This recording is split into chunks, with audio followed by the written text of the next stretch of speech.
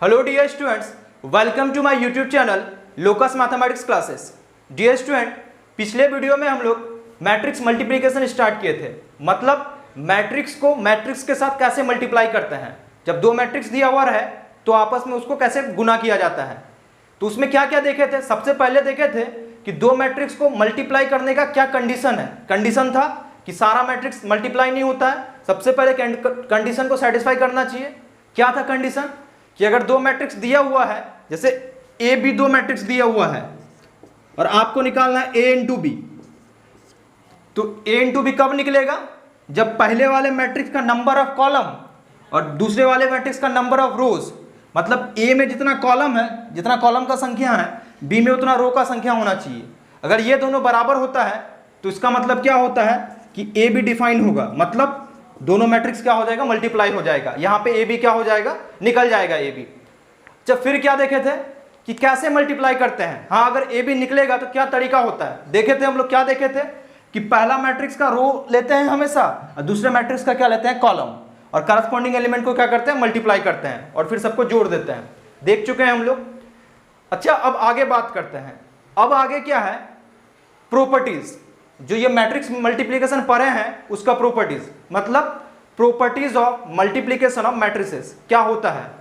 और ना यहाँ बहुत सारा प्रॉपर्टी देखेंगे और सारा प्रॉपर्टी इंपॉर्टेंट है और सबको जो है आप ढंग से समझने का कोशिश करेंगे, पूरा समझने पे बात करेंगे और समझने की कोशिश भी करेंगे आप कि कैसे हो रहा है, क्या हो रहा है। तो नेक्स्ट हेडिंग लिखेंगे आप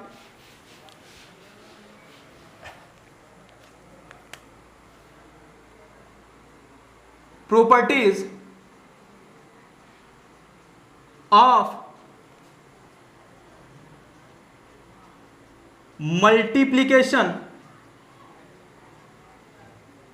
of matrices. Properties of multiplication of matrices. अब इधर ध्यान दें। अच्छा, दो मैट्रिक्स दिया हुआ है, ए एंड बी, दो मैट्रिक्स दिया हुआ है। अभी क्या है कि ए और बी अगर दिया हुआ है तो मान लेते हैं कि ए इंटू बी अभी निकल रहा है। मतलब जो कंडीशन होता है ना, दो मैट्रिक्स के प्रोडक्ट का, गुना का जो कंडीशन होता है वो यहां सेटिस्फाई हो रहा है। मतलब ए का टोटल नंबर ऑफ कॉलम और बी का टोटल नंबर ऑफ रो बराबर है, मतलब ए बी निकल रहा है। तो यदि ए बी निकलेगा, अगर ए बी डिफाइन होता है तो यहां पे मैट्रिक्स ए और मैट्रिक्स बी को हम लोग बोलते हैं कन्फर्मेबल मैट्रिसेस। कोई दो मैट्रिक्स का गुना अगर संभव है तो उन दोनों मैट्रिसेस को हम लोग क्या बोलते हैं, कन्फर्मेबल मैट्रिसेस। मतलब इन दोनों का गुना कंफर्म है, निश्चित है कि निकल जाएगा। तो पहला पॉइंट है, पहला property, if product of two matrices are define then they are called conformable matrices। then they are called conformable matrices। क्या लिखे हैं, if product of two matrices are defined। अगर दो मैट्रिक्स दिया हुआ है और इन दोनों का प्रोडक्ट निकल सकता है, ए इंटू बी निकल सकता है, मान लेते ए बी दिया हुआ है, then they are called conformable matrices. तो यहां पे ए और बी को हम लोग क्या बोलेंगे, कन्फर्मेबल मैट्रिसेस। क्या बोलेंगे, कन्फर्मेबल मैट्रिसेस। तो ये पहला पॉइंट है प्रॉपर्टी का। सेकंड, अब इधर ध्यान देंगे। दो मैट्रिक्स दिया हुआ है ए और बी, मान लेते हैं अभी कि ए इंटू बी निकल रहा है, कि ए इंटू बी निकल सकता है। दो मैट्रिक्स दिया हुआ है ए एंड बी और मान लेते ए बी निकल रहा है, तो कोई जरूरी नहीं है कि बी ए भी निकलेगा। ऐसा क्वेश्चन भी देखे हैं हम लोग कि अगर ए इंटू बी निकल रहा है तो कोई जरूरी नहीं है कि बी इंटू ए भी निकल जाएगा। जैसे मान लेते हैं, इधर ध्यान दें कि ए कोई मैट्रिक्स है, इधर देखेंगे ए मैट्रिक्स है, इसका ऑर्डर है 2/3। क्या ऑर्डर है, 2/3। बी एक मैट्रिक्स है जिसका ऑर्डर है 3/4। ठीक। अच्छा, यहां अगर आप ए इंटू बी बात करोगे, मतलब ए बी अगर बात करोगे तो क्या ए बी निकलेगा? यहां पे बिल्कुल निकलेगा। ए का टोटल कॉलम और बी का टोटल रो बराबर है ना, 3 यहाँ भी है 3 यहाँ भी है, यानी यहाँ क्या होगा a इंटू बी निकल जाएगा। लेकिन अगर यहीं पे आपसे पूछें कि बताओ b इंटू ए निकलेगा क्या, b इंटू ए, तो अगर b इंटू ए निकालना है इधर ध्यान देंगे तो पहले क्या रखेंगे, b रखेंगे, तो b का ऑर्डर क्या है 3/4 और a का ऑर्डर क्या है 2/3। अब ध्यान दें b का कॉलम 4, a का रो कितना है 2, है ना, सेम है क्या, नहीं है सेम, तो यहां मल्टीप्लाई होगा, नहीं होगा, यहां बी ए नहीं निकलेगा। इसका मतलब इस केस में a इंटू बी तो निकल जाएगा, b इंटू ए नहीं निकलेगा। तो क्या समझ आ रहा है अपने को कि अगर दो मैट्रिक्स दिया हुआ है और उसमें ए बी डिफाइन है तो कोई जरूरी नहीं है कि बी ए निकलेगा, ठीक। तो सेकंड लिखेंगे if a b is defined then it is not necessary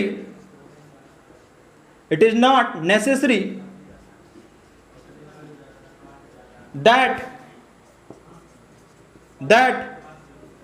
BA is defined,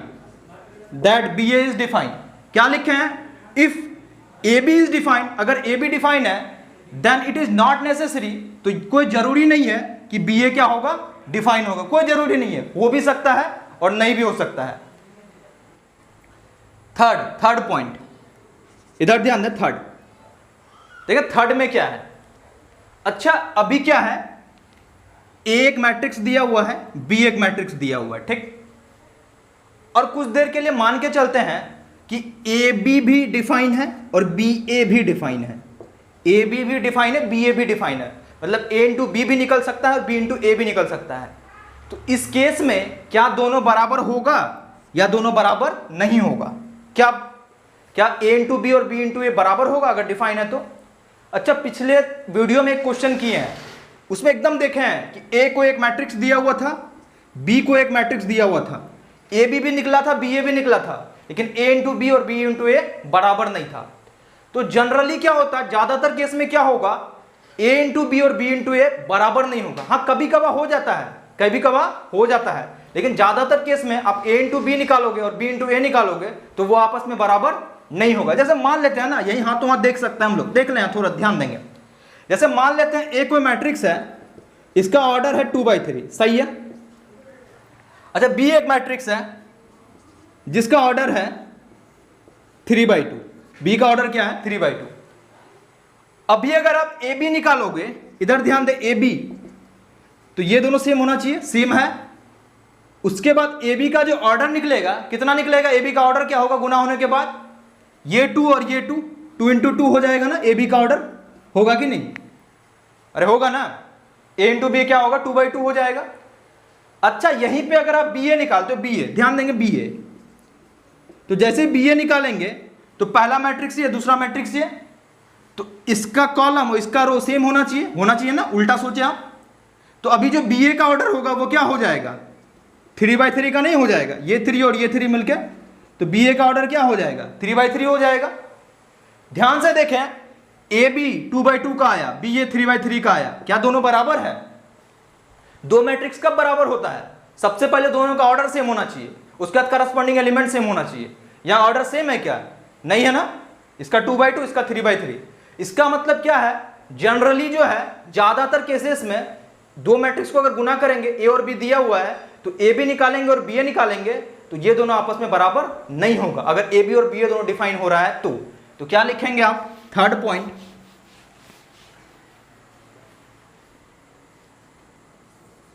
generally a into B is not equal to b into A. अच्छा अगर बराबर होता, जैसे मान लेते हैं एडिशन के केस में देखें हम लोग, क्या देखे हैं, a plus B equal to B plus A होता है, तो इसको क्या बोलते हैं हम लोग, कम्यूटेटिव लॉ ना, कि दो चीज दिया हुआ है तो अगर एक बार जैसे ए बी दिया हुआ है तो a प्लस बी निकाले और b प्लस ए निकाले, पलट के भी निकाले, दोनों बराबर है, तो इसको कम्यूटेटिव लॉ बोलते हैं। या कम्यूटेटिव लॉ को क्या कर रहा था, फॉलो कर रहा था। अब यहां बात करेंगे, इधर ध्यान दें, a इंटू बी और इसको पलट दिए b इंटू ए, यहां बराबर नहीं हो रहा है, तो इसका मतलब इस केस में, गुना के केस में, मैट्रिक्स मल्टीप्लीकेशन के केस में ये जो है कम्यूटेटिव लॉ को फॉलो नहीं करता है। तो यहां क्या लिखेंगे आप, not follows commutative law, not follows commutative law, यानी मैट्रिक्स मल्टीप्लीकेशन कम्यूटेटिव लॉ को फॉलो नहीं करता है। तो सबसे पहले आप वीडियो को पॉज करेंगे, रोकेंगे और पूरा लिख लेंगे, फिर बात करते हैं हम लोग चौथा प्रॉपर्टी का, चौथा पॉइंट। अब है चौथा प्रॉपर्टी, ध्यान देंगे इधर, फोर्थ प्रॉपर्टी। इधर देखें, कहीं पे लिखा हुआ है a into B equal to O, O मतलब जीरो मैट्रिक्स। अच्छा ठीक है, अगर लिखा हुआ है। अच्छा एक चीज आप ही लोग बताओ, कहीं पे ऐसा लिखा हुआ है x y equal to zero, zero लिखा हुआ है, x into y equal to zero, तो यहां से आप क्या बोलते हो, ये क्या इंप्लाइज करता है, या तो x जीरो होगा या फिर क्या होगा, y जीरो होगा, होगा कि नहीं। दो संख्या का गुना जीरो है, तो जीरो कब हो सकता है, कम से कम दोनों में से एक जीरो होना चाहिए, तभी तो जीरो इंटू कुछ भी जीरो होगा, या फिर दोनों भी जीरो हो जाए, कोई दिक्कत नहीं है। तो यहां से क्या पता चलता है अपने को कि या तो x जीरो हो या फिर क्या होगा, y जीरो होगा, या तो x जीरो होगा या तो y जीरो होगा। इसी तरह अगर यहां बात करेंगे a into B equal to O है, जीरो मैट्रिक्स, तो यहां पे आपको मन में क्या हुआ होगा कि या तो a जीरो मैट्रिक्स होना चाहिए या फिर b जीरो मैट्रिक्स या फिर दोनों, लेकिन यहां ऐसा नहीं होता है। कोई जरूरी नहीं है कि a जीरो मैट्रिक्स हो, b जीरो मैट्रिक्स हो, अगर नहीं भी होगा फिर भी दोनों का गुना जीरो हो सकता है। तो यहां से आप ये इंप्लाई नहीं करेंगे, नॉट इंप्लाइज, इंप्लाइज लिख के नॉट इंप्लाइज काट देंगे, नॉट इंप्लाइज कि a equal to zero matrix होगा और b equal to zero matrix होगा। अगर दो मैट्रिक्स का गुना जीरो मैट्रिक्स है तो इसका मतलब कोई जरूरी नहीं है कि दोनों में से एक कोई जीरो है या दोनों जीरो है। बात समझ में आया ना। अच्छा इसको ना एक एग्जांपल से समझते हैं, ध्यान देंगे इधर, समझने की कोशिश करेंगे अच्छे से। एग्जांपल, जैसे मान लेते हैं a दिया हुआ है 1 0 0 0, एक मैट्रिक्स दिया हुआ है, इसके बाद b एक मैट्रिक्स है 0 0 0 1। अच्छा अभी आप लोग देख करके बोलोगे क्या a जीरो मैट्रिक्स है, बिल्कुल नहीं है। जीरो मैट्रिक्स का क्या होता है डेफिनेशन, ऐसा मैट्रिक्स जिसका सारा एलिमेंट जीरो हो, यहां 1 है ना, ये जीरो मैट्रिक्स नहीं होगा। b भी जीरो मैट्रिक्स नहीं है क्योंकि इसका भी सारा एलिमेंट जीरो नहीं है, यहां कितना है 1 है, तो ये भी जीरो मैट्रिक्स नहीं होगा। लेकिन a इंटू बी निकाल के देखते हैं a इंटू बी क्या निकलता है। अच्छा a इंटू बी मल्टीप्लाई करेंगे आप 1 0 0 0, यहां क्या होगा 0 0 0 1, इसका ऑर्डर कितना है 2/2, इसका भी ऑर्डर कितना है 2/2, हाँ दोनों मल्टीप्लाई हो जाएगा, सेम है। अब ध्यान दें, करते हैं multiply, a b equal to 1 into 0, इसका रो इसका कॉलम, 1 इंटू 0 0, 0 इंटू 0 0 होगा, फिर ये वाला रो इस कॉलम के साथ 1 इंटू 0 0, 0 इंटू 1 0 होगा, फिर ये वाला रो इस कॉलम के साथ 0 इंटू 0 0, 0 इंटू 0 0, फिर ये वाला रो इस कॉलम के साथ 0 इंटू 0 0, 0 इंटू 1 0। यहां से ए बी देखें आप 0 0 0 0, Therefore a b equal to zero matrix नहीं आ गया, यहां ओ लिखेंगे, ये ओ होगा। तो ध्यान दें क्या है, दो मैट्रिक्स का गुना जीरो है ना, अगर ऐसा है तो क्या ए जीरो मैट्रिक्स है, नहीं है ना, दो मैट्रिक्स का गुना जीरो मैट्रिक्स, तो ए भी जीरो मैट्रिक्स नहीं है, बी भी जीरो मैट्रिक्स नहीं है। इसका मतलब क्या है, दो मैट्रिक्स का गुना अगर जीरो मैट्रिक्स लिखा हुआ है तो कोई जरूरी नहीं है कि इन दोनों में से कोई एक जीरो हो। बात समझ में आया। तो ये था फोर्थ पॉइंट। अब देखते हैं हम लोग पांचवा पॉइंट। अब देखते हैं फिफ्थ प्रॉपर्टी, पांचवा प्रॉपर्टी। इधर ध्यान देंगे, देखेंगे इधर, देखो अभी आपके पास क्या है, तीन मैट्रिक्स है ए बी सी, ठीक। आपको क्या करना है, तीनों को मल्टीप्लाई करना है, तीनों को गुना करना है, और तीनों का क्रम जो होना चाहिए, ऑर्डर ऐसा ही होना चाहिए, ए बी सी होना चाहिए। तो आप क्या करोगे, आपके पास दो तरीका है। सबसे पहले आप क्या किए, ए बी को मल्टीप्लाई किए, और यहां पे जो आंसर आया इस आंसर को सी से मल्टीप्लाई कर दिए। दूसरा तरीका क्या है, पहले बी सी को मल्टीप्लाई किए, इसका जो आंसर आया इसको ए से मल्टीप्लाई कर दिए। तो यहां पे क्या होता है, दोनों वैल्यू आपस में बराबर होता है। यहां पे दोनों वैल्यू आपस में क्या होता है, बराबर होता है। इस लॉ को क्या बोलते हैं हम लोग, इसको बोलते हैं एसोसिएटिव लॉ। यानी मैट्रिक्स मल्टीप्लिकेशन एसोसिएटिव लॉ को फॉलो करता है लेकिन कम्यूटेटिव लॉ को फॉलो नहीं करता है। तो ये हो जाएगा associative law. Associative law Hindi अगर बात करेंगे तो सहचर्य का नियम होता है। ये है फिफ्थ, सिक्स्थ, छठा प्रॉपर्टी, ध्यान देंगे इधर। सिक्स्थ का पहला, चाहे इधर देखें कहीं पे ना ऐसा लिखा हुआ है a इंटू बी प्लस सी, तीनों मैट्रिक्स है। तो यहां पे आप जैसे बचपन में करते थे हम लोग, बांट देते थे दोनों को, लिख सकते हैं आप ए बी प्लस ए सी, ऐसा लिख सकते हैं ए बी प्लस ए सी, कोई दिक्कत नहीं है। अच्छा कुछ देर के लिए मानते हैं ना ऐसा लिखा हुआ, इधर ध्यान देंगे बी प्लस सी इंटू ए, ऐसा लिखा हुआ है। अच्छा इसको जो मल्टीप्लाई करेंगे तो इसको लिखेंगे आप बी ए प्लस सी ए। अब थोड़ा दोनों को ध्यान दें, यहां पे ए बी, क्रम को ध्यान रखेंगे, क्रम को, यहां पे बी ए नहीं लिख सकते हैं आप। क्यों? क्योंकि ए बी और बी ए मैट्रिक्स मल्टीप्लिकेशन में बराबर नहीं होता है, ये कम्यूटेटिव लॉ को फॉलो नहीं करता है। तो इसलिए यहां पे ये ऑर्डर है, ऑर्डर, क्रम जो है, क्रम गुना होने का, इसको ध्यान रखेंगे। जो जिस क्रम में दिया हुआ है उसी क्रम में गुना होगा। तो ए बी, तो ए बी लिखेंगे, इसको बी ए नहीं लिख सकते आप, और ए सी मिलकर क्या होगा, ए सी। यहां ध्यान दें बी ए, तो बी ए ही लिखेंगे, ऐसा नहीं कर देंगे कि ए बी लिखेंगे, गलत हो जाएगा यहां पे। और सी और ए को गुना होगा तो क्या हो जाएगा, सी ए हो जाएगा। तो यहां पे इंपॉर्टेंट क्या है कि जो जिस ऑर्डर पे दिया, जिस क्रम में दिया हुआ है उसी क्रम में गुना होगा। आप जो क्रम को चेंज नहीं कर सकते हैं। क्यों नहीं कर सकते हैं? क्योंकि जो मैट्रिक्स मल्टीप्लिकेशन है वो कम्यूटेटिव लॉ को फॉलो नहीं करता है। अच्छा इस नियम को क्या बोलते हैं हम लोग, बांट दिए ना, यहां पे ए क्या किए, बी और सी में बांट दिए, यहां पे भी बी और सी में क्या बांट दिए, ए।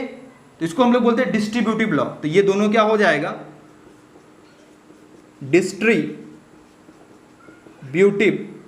लॉ। हिंदी क्या होता है, बंटन का नियम, यानी डिस्ट्रीब्यूट कर सकते हैं। अच्छा सेवंथ, इधर ध्यान दें, सेवंथ में क्या लिखा हुआ है, ए इंटू आई या फिर आई इंटू ए। अच्छा आई पता है आपको, आई क्या है, आइडेंटिटी मैट्रिक्स। आई क्या है, आइडेंटिटी मैट्रिक्स। आइडेंटिटी मैट्रिक्स आता है आपको, ऐसा डायगोनल मैट्रिक्स जिसका सारा प्रिंसिपल डायगोनल एलिमेंट कितना हो, 1 हो। अच्छा एक चीज ना आप ध्यान में रखेंगे कि जो आइडेंटिटी मैट्रिक्स है, जैसे नंबर में संख्या में 1 जैसे होता है ना, 1 एक 1, जैसा 1 रिएक्ट करता है, जैसे 1 का रोल है, जैसा 1 वहां पे होता है, मैट्रिक्स के केस में आइडेंटिटी मैट्रिक्स वैसा होता है। जैसे कहीं पे 5 इंटू 1 करेंगे तो कितना होगा, 5 ही होगा, या 1 का स्क्वायर करेंगे तो कितना होगा, 1 ही होगा। तो उसी तरह यहां पे भी किसी भी मैट्रिक्स से आई गुना करेंगे तो वो मैट्रिक्स, वो क्या होता है, वो मैट्रिक्स ही होता है। जैसे 5 इंटू 1 5 लिखे ना, तो यहां पे भी a इंटू आई या i इंटू ए क्या होगा, a ही होगा। सेम जैसे वहां पे है, वहां पे करते हैं 1 जैसा बिहेव करता है वहां पे, i भी यहां पे वैसा ही होता है।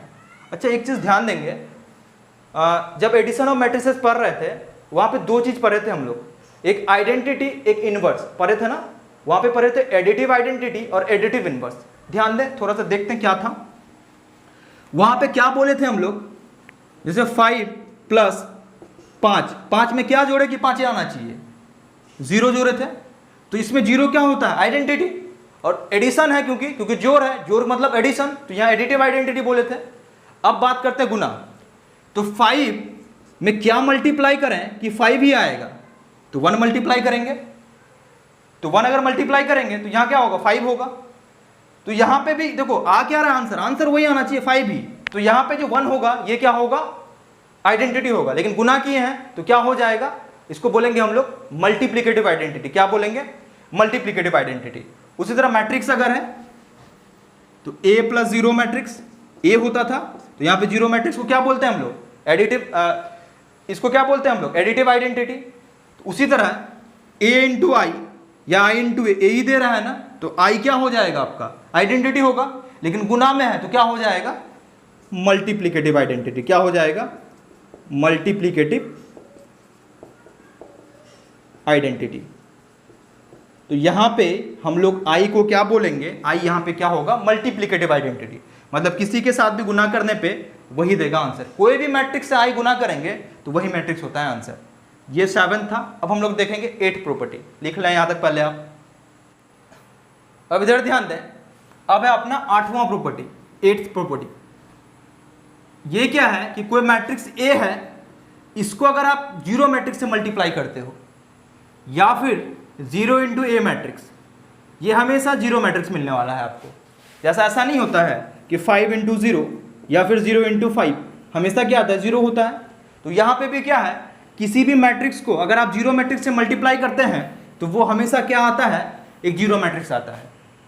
अब 9th, इधर ध्यान देंगे, 9th है पॉजिटिव इंटीग्रल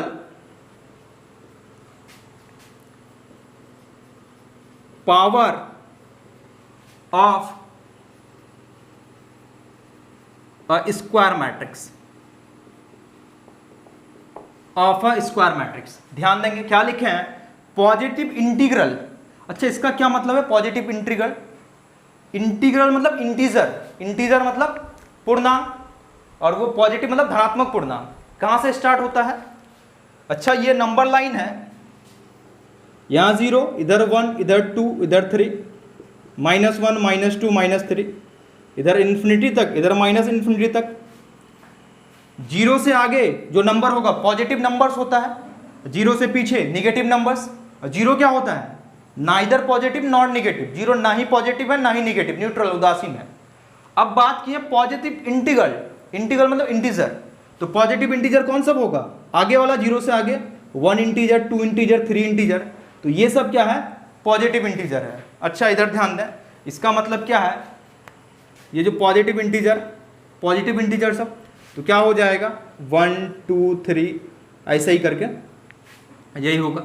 अब ध्यान देंगे क्या मतलब है, यहां पे देखेंगे, इधर बहुत इंपॉर्टेंट है ये। अच्छा, मान लेते हैं क्या लिखा हुआ अभी, स्क्वायर मैट्रिक्स ना, तो मान लेते हैं ए को स्क्वायर मैट्रिक्स है, ठीक। पॉजिटिव इंटीजर पावर होना चाहिए, तो जनरली 1 तो कुछ होता नहीं है, ए पे पावर 1 का मतलब क्या होगा, ए ही होगा। तो 1 पावर तो जनरली हम लोग कैलकुलेट करते नहीं है, तो कहां से स्टार्ट होगा, 2 से। तो अगर आपको ए स्क्वायर निकालना है, जहां पे ए कोई एक स्क्वायर मैट्रिक्स है, तो ये होता है ए इंटू ए, सिंपली। जैसे 5 स्क्वायर क्या होता है, 5 इंटू 5, तो ए स्क्वायर का क्या मतलब है, मैट्रिक्स में भी ए इंटू ए। अच्छा, सेकंड, उसी तरह से अगर लिखा हुआ कहीं पे ए क्यूब, तो क्या मतलब होगा, ए इंटू ए होगा कि नहीं। इसको ऐसा भी लिख सकते हैं हम लोग, ए स्क्वायर इंटू ए लिख सकते हैं। थर्ड, कहीं पे ऐसा बोलेगा ए पे पावर 4, तो इसका क्या मतलब होगा, 4 times multiply, 4 bar Guna, A into a into a into ए, यही होगा। इसको ऐसा भी लिख सकते हैं, ए क्यूब इंटू ए लिख सकते हैं कि नहीं। Fourth, a to the power 5 क्या लिख सकते हैं हम लोग, a into a into a into a into a, 5 times, 5 बार गुना हो जाएगा। इसको आप ऐसा भी लिख सकते हैं, ए पे पावर 4 इंटू ए।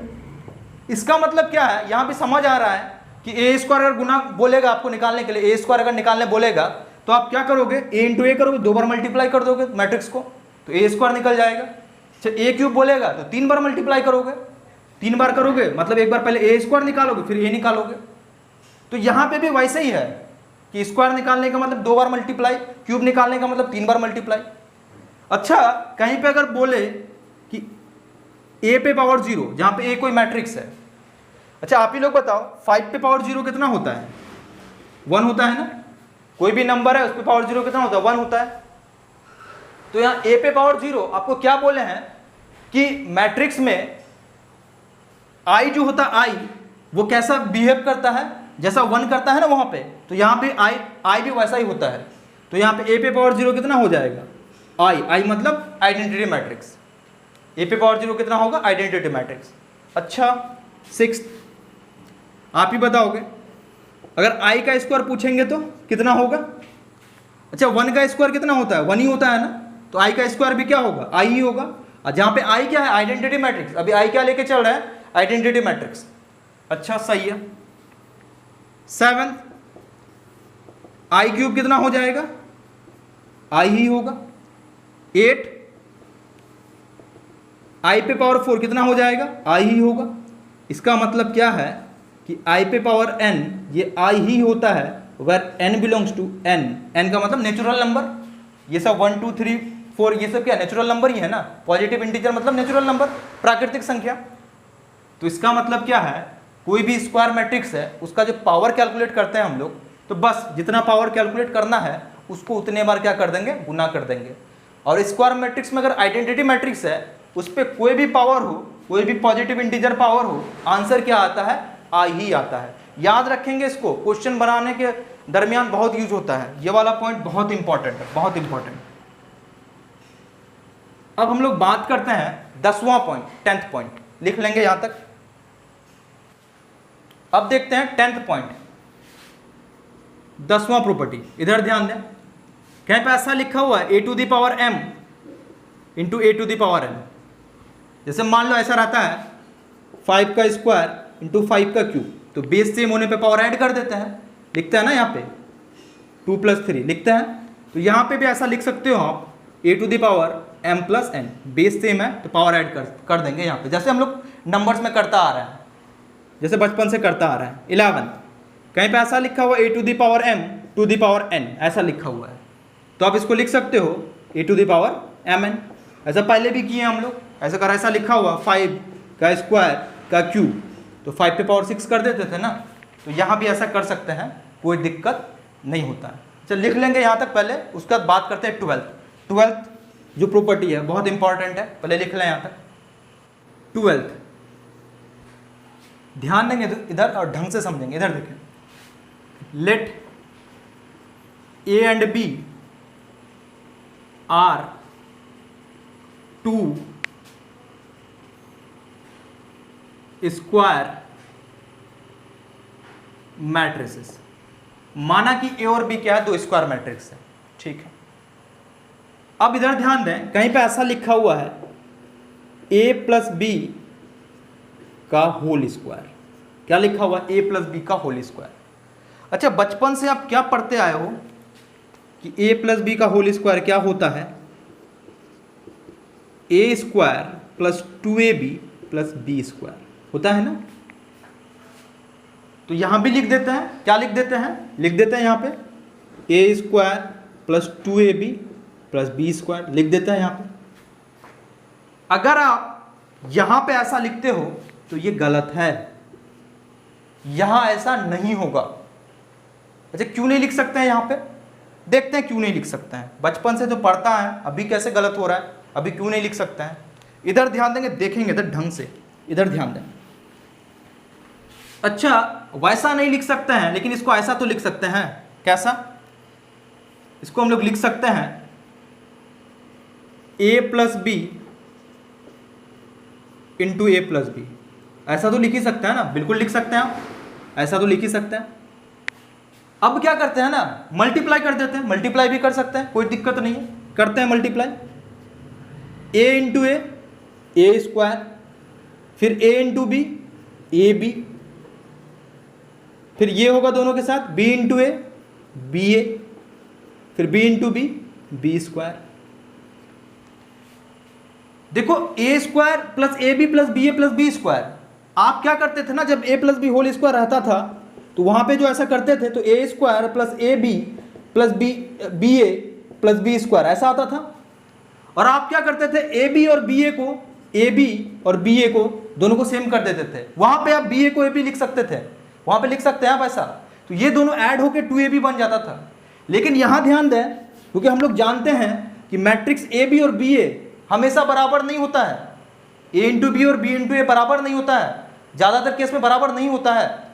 तो यहाँ पे हम लोग इसको दोनों को थोड़ी ऐड कर सकते हैं, इन दोनों को 2ab थोड़ी लिख सकते हैं। 2ab अगर लिख रहे हो इसका मतलब ba को भी आप ab लिख रहे हो। क्या ऐसा लिख सकते हैं यहाँ पे?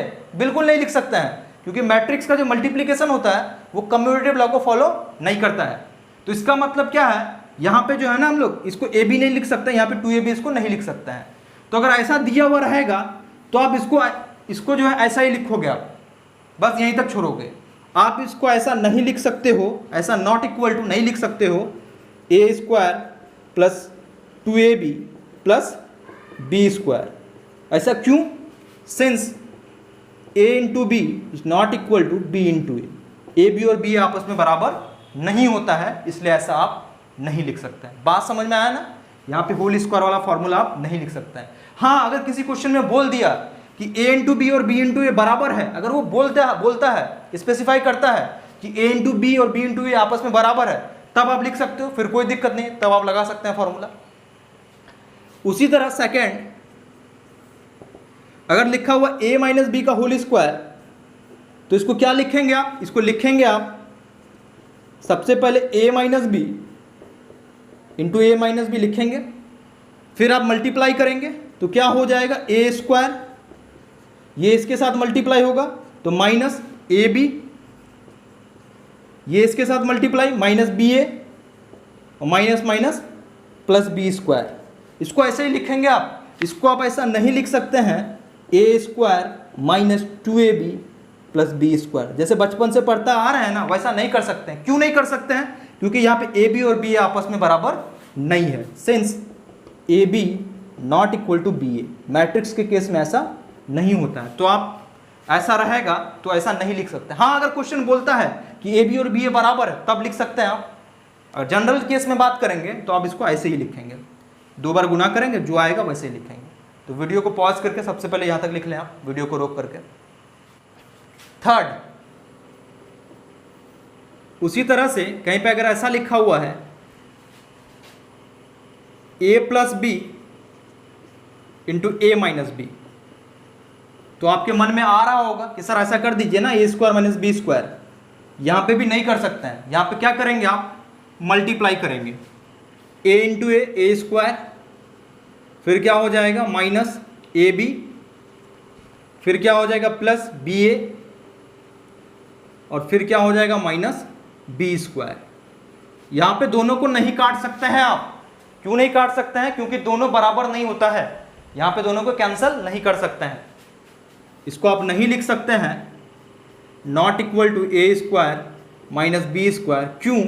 Since ab not equal to ba, आप ऐसा नहीं कर सकते हो। वैसे ही अगर ऐसे लिखा हुआ है a प्लस बी का होल क्यूब, तो आप क्या करोगे? इसको लिखोगे आप a plus b into a plus b into a plus b. उसके बाद क्या करेंगे आप? बारी बारी से मल्टीप्लाई करना स्टार्ट करेंगे। सबसे पहले इन दोनों को मल्टीप्लाई करेंगे, जो रिजल्ट आएगा उसका इसमें मल्टीप्लाई करेंगे। यहाँ पे भी आप डायरेक्ट फार्मूला नहीं लगा सकते हैं, इसका जो फार्मूला होता है नहीं लगा सकते हैं। तो बहुत इंपॉर्टेंट है, 12वां प्रॉपर्टी भी बहुत इंपॉर्टेंट है।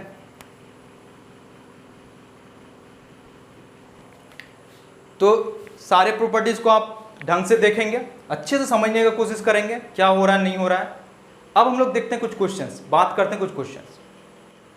इधर ध्यान देंगे, क्वेश्चन क्या है? If A is a square matrix, A कोई स्क्वायर मैट्रिक्स है such that A² equal to A, और A² का वैल्यू क्या है? A, मतलब A² और A यहाँ पे क्या है? बराबर है। देन I प्लस A का whole cube minus 7A is equal to, तो आपको क्या निकालना है कि I प्लस A का होल क्यूब माइनस 7A का क्या वैल्यू होगा। A² मैट्रिक्स है, A² इक्वल टू A दिया हुआ है, तो इसका वैल्यू पूछा है। देखते हैं यहाँ पे, ध्यान देंगे, इधर बहुत अच्छा क्वेश्चन है, इधर देखेंगे। सॉल्यूशन गिवन, क्या दिया हुआ है? A² इक्वल टू A दिया हुआ है। आपको क्या पूछा है? ये पूछा है I प्लस A का होल क्यूब माइनस 7A। अब ध्यान दे इधर, अभी आपके मन में क्या आ रहा होगा कि यहाँ पे I प्लस A जो होल क्यूब लिखा हुआ है, यहाँ पे फॉर्मूला नहीं लगा सकते हैं, नहीं लगा सकते हैं ना, क्योंकि अभी पढ़े ना हम लोग। अच्छा, यहाँ लगा सकते हैं या नहीं लगा सकते हैं वो देखेंगे बाद में, लेकिन अभी यहाँ तक क्या समझ में आ रहा है कि अभी नहीं लगा सकते। जितना आपको बताया गया है उसके हिसाब से नहीं लगा सकते हैं। इसको और एक मेथड से देखेंगे, उसमें बात करेंगे और कि फिर लगा भी सकते हैं क्या। अच्छा, यहाँ तक अभी क्या समझ में आता है कि यहाँ पे फॉर्मूला नहीं लगा सकते हम लोग, क्योंकि मैट्रिक्स में जो है फॉर्मूला काम नहीं करता। जैसे ए प्लस बी होल स्क्वायर, उसका फॉर्मूला नहीं लगा सकते हैं, क्यू वाला नहीं लगा सकते हैं। अच्छा, अगर नहीं लगा सकते तो फिर कैसे करेंगे, क्या लिखेंगे इसको हम लोग, आई प्लस ए, क्यूब है तो 3 बार मल्टीप्लाई करेंगे, आई प्लस ए इंटू आई प्लस ए, और माइनस क्या हो जाएगा 7a होगा ना। फिर आप क्या करोगे, 2 फैक्टर को मल्टीप्लाई करोगे तो क्या हो जाएगा, आई स्क्वायर आई ए प्लस ए आई, और यहां क्या हो जाएगा ए स्क्वायर, और यहां बाहर में आई प्लस ए, ये तो है -7a। अच्छा, आई स्क्वायर क्या होता है, पढ़े हम लोग प्रॉपर्टी में, आई स्क्वायर का वैल्यू क्या होगा, आई ही होगा। जैसे नंबर्स में 1 होता है वैसे मैट्रिक्स में आई होता है, तो 1 स्क्वायर कितना होता है, 1 ही होता है, तो आई स्क्वायर क्या होगा, आई होगा। अच्छा, a इंटू आई या आई इंटू ए, ये भी पढ़े, क्या होगा, a ही होगा। जैसे 5 इंटू 1 क्या होता है, 5 ही होता है, तो i को किसी भी मैट्रिक्स से गुना करेंगे तो क्या होगा, वही मैट्रिक्स होगा, तो a हो जाएगा। यहाँ पे भी क्या होगा, a होगा। अच्छा, ये a square into I plus A -7a होगा ना। अब ध्यान देंगे इधर,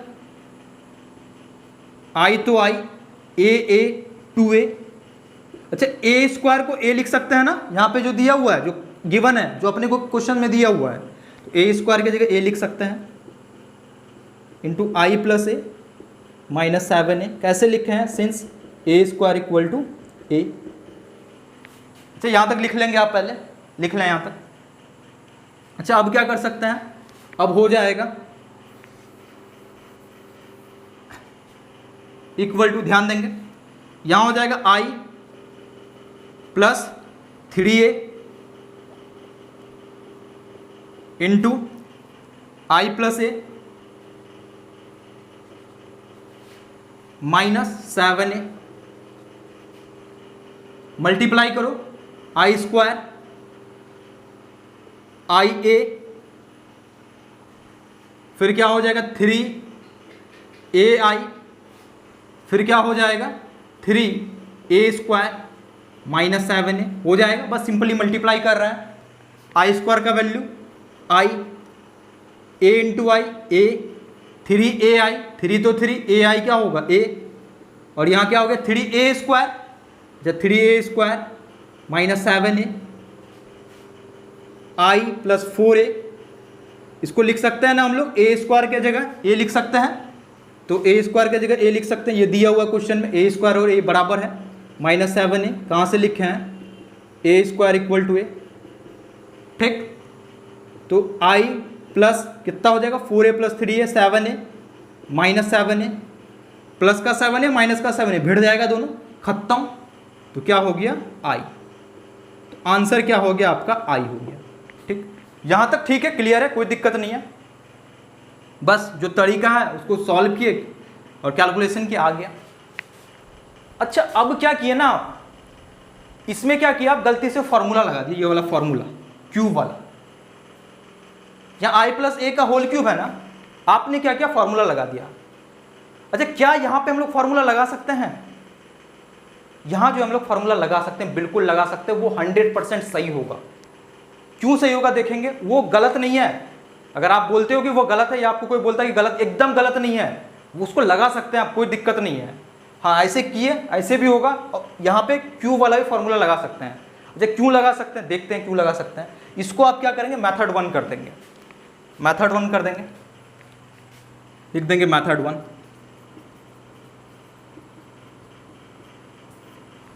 अच्छा, अब देखते हैं क्यूब लगा के क्या होता है, लिख लेंगे यहाँ तक, पॉज करेंगे वीडियो को, लिख लेंगे यहाँ तक। अच्छा, अब दूसरे तरीके से बनाते हैं इसको, मेथड 2 बोलेंगे हम लोग। सॉल्यूशन गिवन, यही दिया हुआ a square equal to a, ये तो दिया हुआ है। अब ध्यान दें, इसका वैल्यू निकालना है, i प्लस ए का होल क्यूब -7। देखेंगे इधर आपने क्या किया ना, गलती से आपने यहाँ पे a प्लस बी का होल क्यूब का फॉर्मूला लगा दिया। अच्छा, क्या होता है a plus b whole cube, पता ही है आपको, a cube plus b cube plus 3a square b plus 3ab square, यही होता है। लगाते हैं फॉर्मूला, उस हिसाब से क्या होगा, आई का क्यूब प्लस ए का क्यूब, 3a² भी होता है तो 3i² प्लस 3ia² माइनस 7 लगा दिया फॉर्मूला यहां पे। अच्छा, यहां पे फॉर्मूला क्यों लगा दिए, आपको तो हम बताएं कि यहां तो लगा नहीं सकते हैं, यहां लगा सकते हैं। क्यों लगा सकते हैं, ध्यान देंगे इधर। जैसे ही हम लोग देख रहे थे फॉर्मूला, ये वाला फॉर्मूला a प्लस बी का होल स्क्वायर, अगर इसको हम लोग ऐसा लिखते हैं a² plus 2ab plus b², इसको कब लिख सकते हैं, जब ab इक्वल टू क्या हो, ba। अगर ab इक्वल टू b है तो यहां लिख सकते हैं ना। तो वैसे ही इसको जब प्रूफ करेंगे तो i a आएगा, i इंटू a और a इंटू आई। तो क्या इस केस में i इंटू ए और a इंटू आई बराबर नहीं होता है, इसका वैल्यू कितना होगा, a ही ना होगा। तो i इंटू ए करेंगे और a इंटू आई करेंगे तो ये हमेशा बराबर होता है। तो यहां पे जो है इस केस में कम्यूटेटिव लॉ को फॉलो करेगा, कम्यूटेटिव लॉ को मानेगा। ठीक, यहां पे क्योंकि नहीं लगाते थे फॉर्मूला, क्यों नहीं लगाते थे, क्योंकि a इंटू बी और b इंटू ए बराबर नहीं होता था। अगर बराबर होता तो लगा सकते हैं हम लोग। इस क्वेश्चन में क्या है, i और a इन्वॉल्व है, i और a दिया हुआ है, तो यहां पे जो है ना i इंटू ए और a इंटू आई बराबर होता है, हमेशा बराबर होता है। और इसका वैल्यू क्या होता है, a होता है, आप भी जानते हैं a होता है। तो यहां पे फॉर्मूला लगा सकते हैं, यहां पे कोई दिक्कत नहीं है, यहां पे कोई दिक्कत नहीं, 100% सही है, कोई दिक्कत नहीं है, लगा सकते हैं आप। तो आप सॉल्व करते हैं, इसको देखेंगे इधर क्या हो जाएगा, i का क्यूब i हो जाएगा। अच्छा, a का क्यूब है ना, इसको लिख सकते हैं हम लोग a² इंटू ए, 3i का स्क्वायर कितना होगा, i हो जाएगा इंटू ए 3i। अच्छा, a² को क्या लिख सकते हैं, a लिख सकते हैं minus 7a, a² equal to a दिया हुआ है आपको, i a² की जगह a लिख सकते हैं इंटू ए। अच्छा, i इंटू ए होता है 3a, यहां पे भी i इंटू ए होता है 3a माइनस 7a। अच्छा, यहां पे भी a² इक्वल टू लिखे हैं a, तो लिख सकते हैं आप। फिर क्या होगा, i plus a², 3a 6a minus 7a, i a² को a लिखेंगे plus 6a minus 7a, a² equal to a रखे हैं यहाँ पे, तो i plus 7a minus 7a भिड़ जाएगा दोनों, तो क्या आ गया, i आ गया। वैसे भी i आया था, ऐसे भी i आया है, और ऐसा कर सकते हैं आप, यहाँ पे कोई दिक्कत नहीं है, क्योंकि i इंटू ए और a इंटू आई यहाँ पे बराबर है, इसका वैल्यू क्या होता है, a होता है। अच्छा, तो आज के लेक्चर को हम लोग यहीं स्टॉप करते हैं, आज यहीं तक रखते हैं। अब अगले वीडियो में हम लोग अलग अलग टाइप का क्वेश्चन देखेंगे इस मल्टीप्लिकेशन से रिलेटेड, वैरायटीज ऑफ क्वेश्चन। और यहाँ पे ना बहुत तरह का क्वेश्चन बनता है, और अलग अलग टाइप के एग्जाम में इस टाइप का क्वेश्चन, मतलब अलग अलग टाइप का क्वेश्चन पूछा भी जाता है, और सारा क्वेश्चन इंपॉर्टेंट होगा, वैरायटी होगा, अलग अलग टाइप का क्वेश्चन होगा। तो अगला क्लास बहुत इंपॉर्टेंट है, और आपको आज कोई होमवर्क भी नहीं दे रहे हैं, पहले हम लोग सारा क्वेश्चन पढ़ लेंगे। तो क्या होगा ना, आप कोई भी बुक सॉल्व करोगे, मल्टीप्लिकेशन से रिलेटेड कोई भी क्वेश्चन सॉल्व करना चाहोगे किसी भी बुक से, तो आपसे सारा हो जाएगा।